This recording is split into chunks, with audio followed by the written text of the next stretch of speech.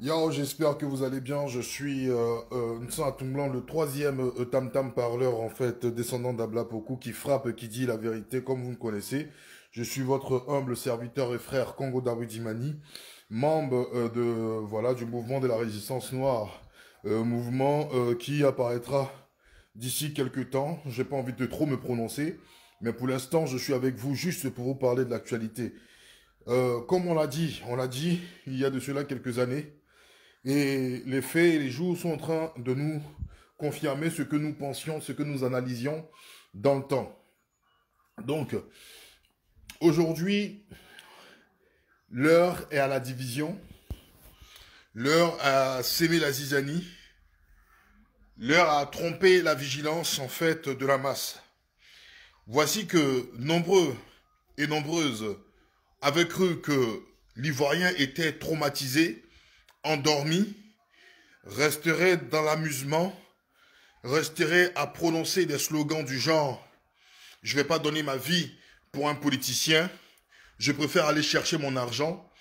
Pendant 10 ans, ils ont financé des guignols, ils ont financé des bouffons sur les réseaux sociaux et dans les différents médias d'État, de telle sorte que le citoyen ne puisse pas prendre conscience en se disant que la constitution de mon pays vaut mieux que tout ce qu'on peut me proposer, car la constitution et le respect de ma constitution est le gage de la stabilité de mon pays afin de pouvoir amorcer un développement. Depuis le 6 août 2020, le Quai d'Orsay, l'Élysée et tous les politiques qui sont à la solde de Paris, et ses amis ont été surpris de la réaction du pays profond. Je ne vous dis pas des zones urbaines telles que Yopougon, telles que Port-Boué, telles que Koumassi, telles que Marcory, mais le pays profond, celui dont Félix Houphouët-Boigny disait « Le succès de ce pays repose sur l'agriculture », celui qui représente la richesse de ces territoires, cette colonie dénommée Côte d'Ivoire. Le pays profond s'est levé comme un seul homme et a refusé ce forfait, a refusé ce viol de la Constitution, du parrain et de l'exécutant, de l'écho, monnaie avortée, qui nous pousse encore davantage à la servitude. Il s'agit de M. Alassane Dramane Ouattara et sa secte politique, le RDR. Voici que le peuple profond de Côte d'Ivoire, malgré les pertes en vie humaine, malgré les dégâts collatéraux occasionnés, c'est-à-dire destruction de biens, c'est-à-dire blessés, c'est-à-dire martyrs, a dit non et continue de dire non d'une seule voix.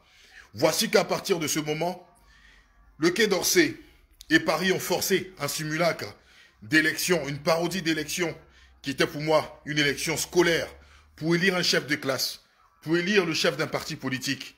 Et le pays dans son entièreté a refusé ce forfait, a refusé ce viol, a refusé cette mascarade. Vous l'avez vu à travers le monde entier.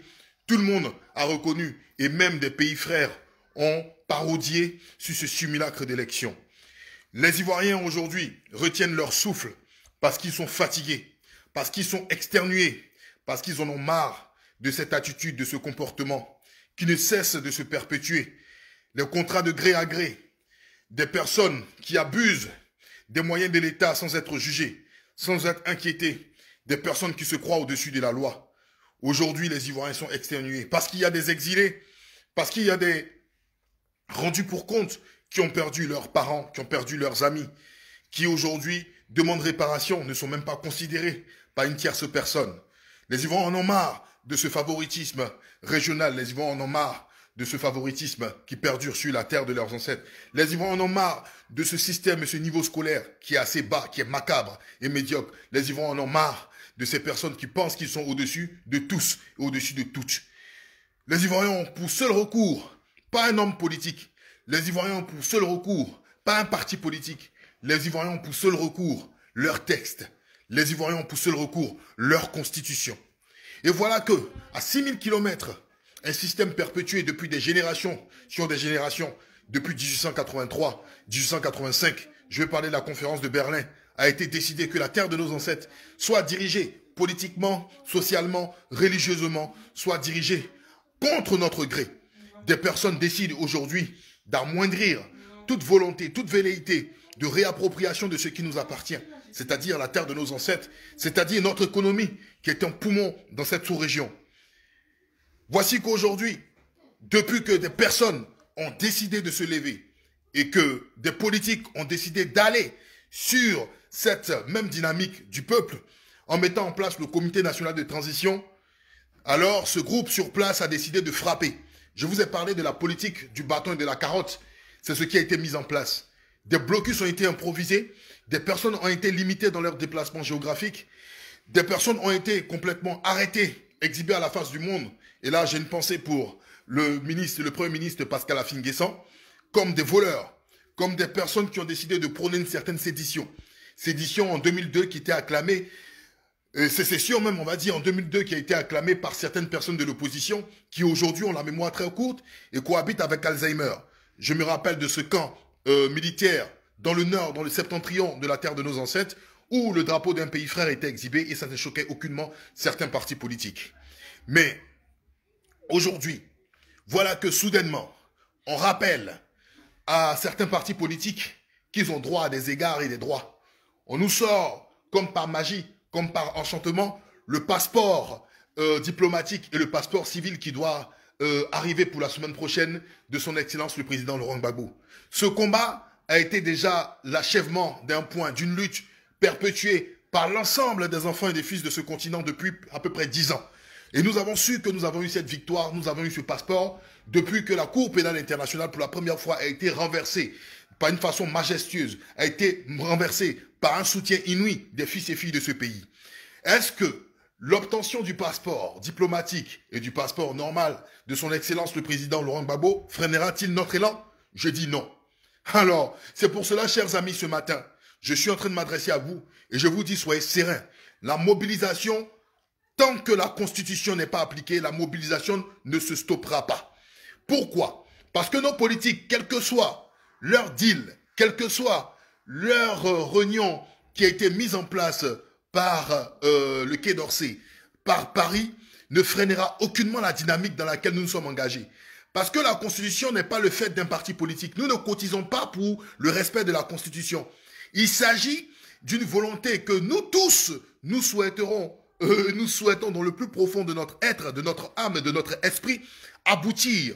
Parce que les viols de Constitution ont engendré plus de 3000 morts sans qu'on ne sache qui sont les véritables auteurs de ces pertes en vie humaine. Alors, nous voulons cette fois-ci que le respect de la Constitution soit une dynamique et soit aussi une nouvelle façon de penser à travers le continent et la terre de nos ancêtres. Nous n'avons aucunement besoin d'un Marcoussis bis pour pouvoir nous sortir du cambouis dans lequel nous sommes. Parce que nous savons qu'il y a perte en vie humaine, il y a des têtes qui ont été coupées, pas parce qu'une personne a voulu violer la loi, tout simplement parce qu'une personne n'a pas voulu respecter la Constitution que lui-même s'est choisie en 2016. Il s'agit de M. Alassane Dramane Ouattara. Donc, tout ce que le Quai d'Orsay, tout ce que Emmanuel Macron et Le Drian sont en train de faire, pour nous, ce n'est que de la poudre aux yeux ou de la poudre de perlimpinpin, terme que je lui emprunterai, terme qu'il a utilisé contre son adversaire politique il y a de cela quelques années.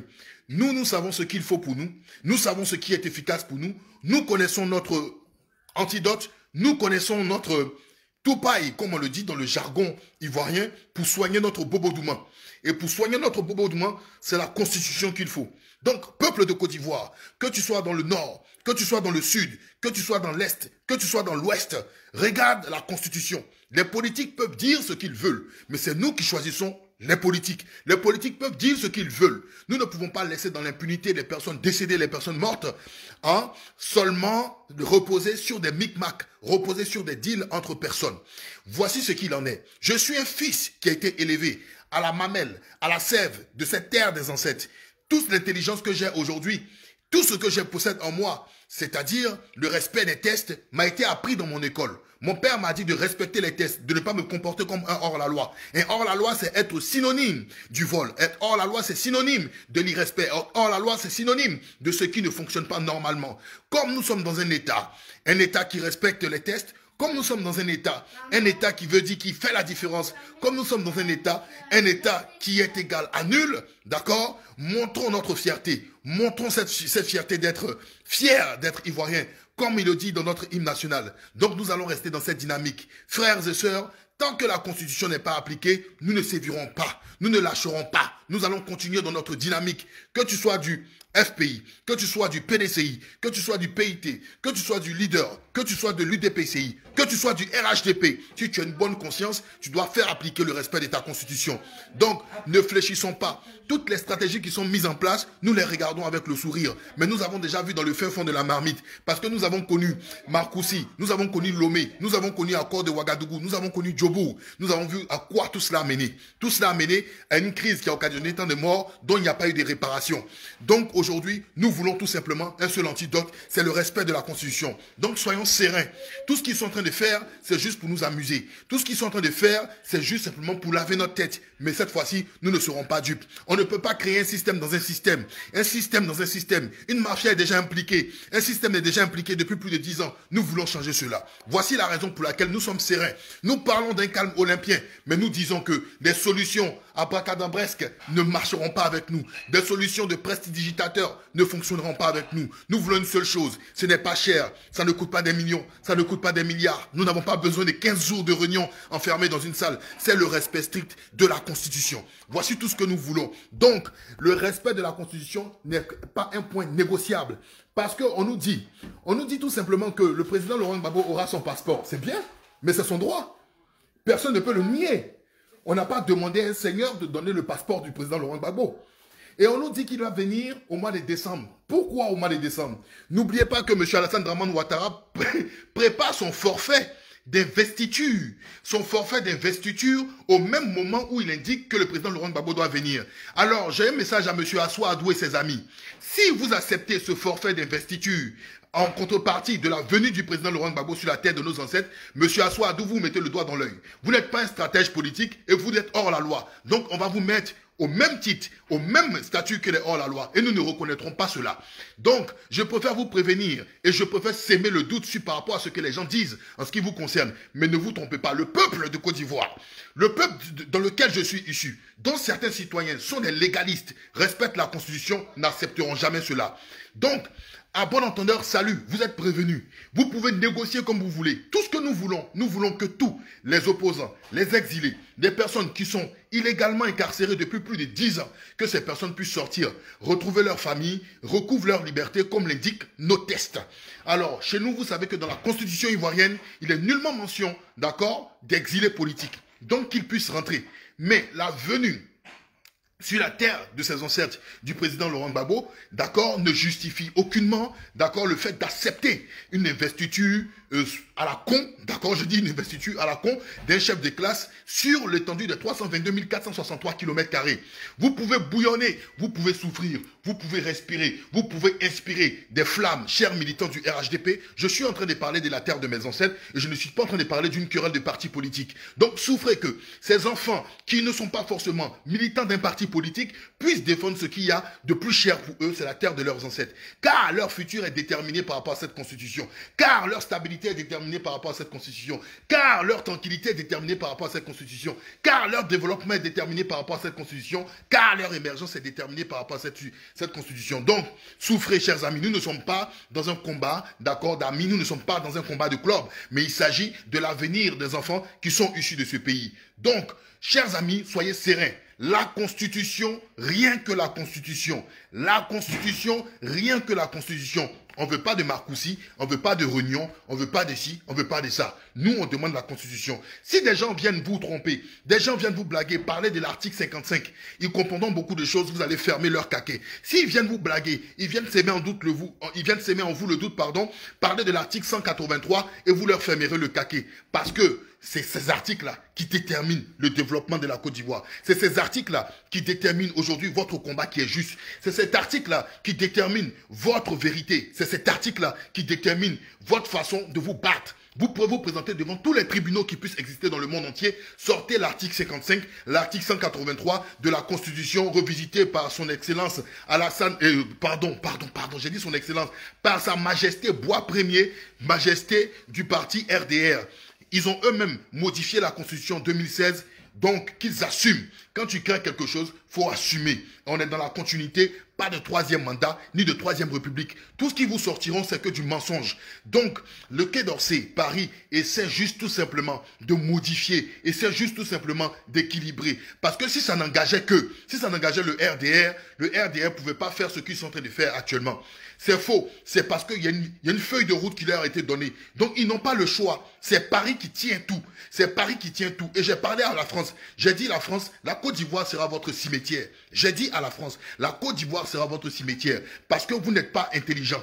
Parce que vous n'avez pas la vérité en vous. Parce que vous avez voulu user de stratagèmes. Vous avez voulu user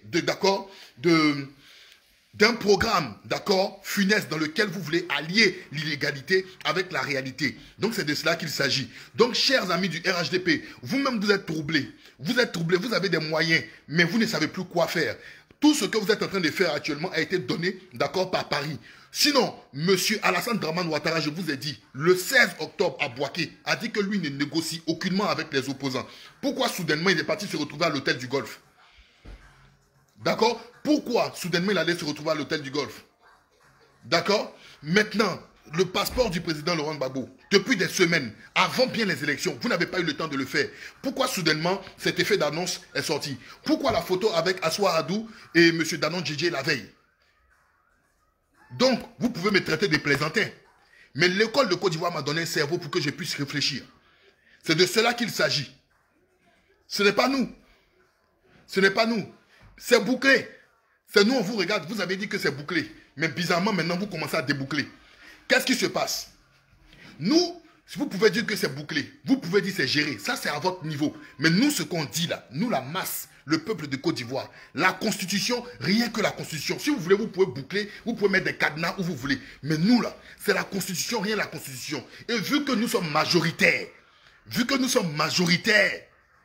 vous êtes obligés de boire cette eau-là, qui est amère dans votre bouche. On est majoritaire. Et c'est pour cela la France vous presse pour dire, si on est obligé de faire comme ça, on est obligé de faire comme ça, sinon ça ne marche pas. On est majoritaire.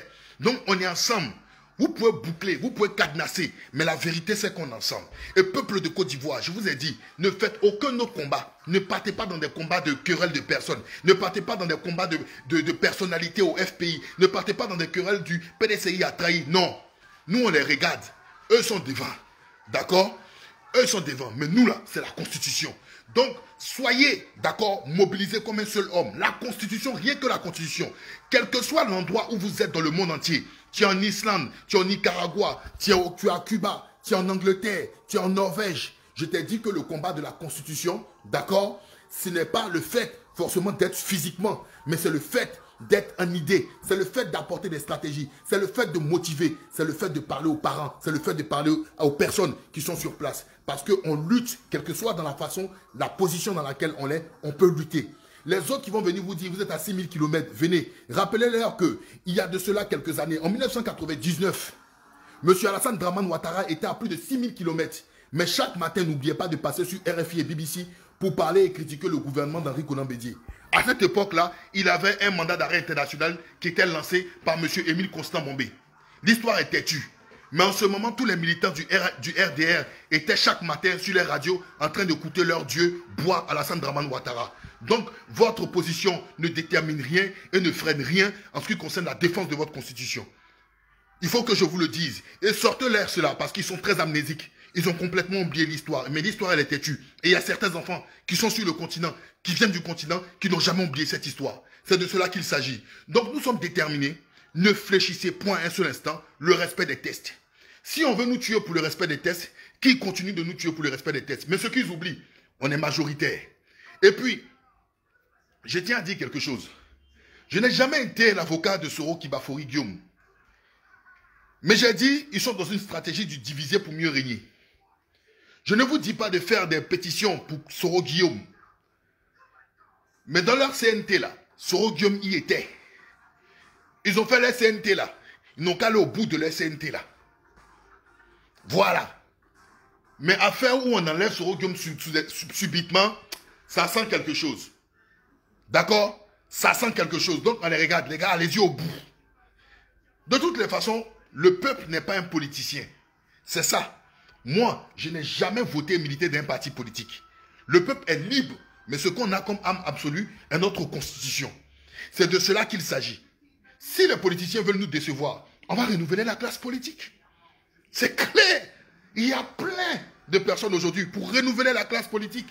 Donc c'est à eux, s'ils veulent rentrer dans l'histoire. Parce que le peuple de Côte d'Ivoire, j'ai dit aux gens qui se sont moqués des Ivoiriens, que le peuple de Côte d'Ivoire, depuis le 6 août, est rentré dans l'histoire. Pendant que les Guinéens croyaient à la supercherie d'Alpha Condé, nous, on continuait de manifester. Et pas n'importe quel peuple, l'intérieur du pays.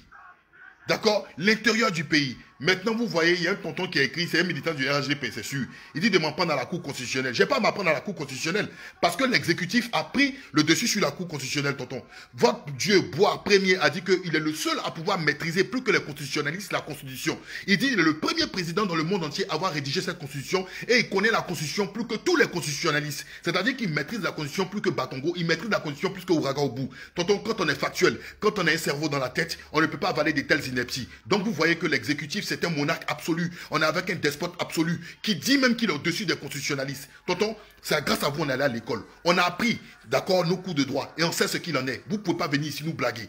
Chers amis, j'ai fini. Je dis la Constitution, rien que la Constitution. Je suis le troisième tambour, le troisième tam-tam parleur. Fils Akan, descendant, d'accord, d'Abla Pokou. D'accord? Descendant d'Abla Pokou. Quand nous frappons rien que pour la vérité. Aucun biais de banque ne peut nous corrompre. Nous sommes prêts à discuter avec toute personne sur la base de la vérité, c'est-à-dire la base de la Constitution. Une Constitution ne s'interprète pas, mais une Constitution s'applique. Soyons motivés, soyons mobilisés, ayons toujours le troisième œil. On est ensemble. Que les ancêtres vous gardent.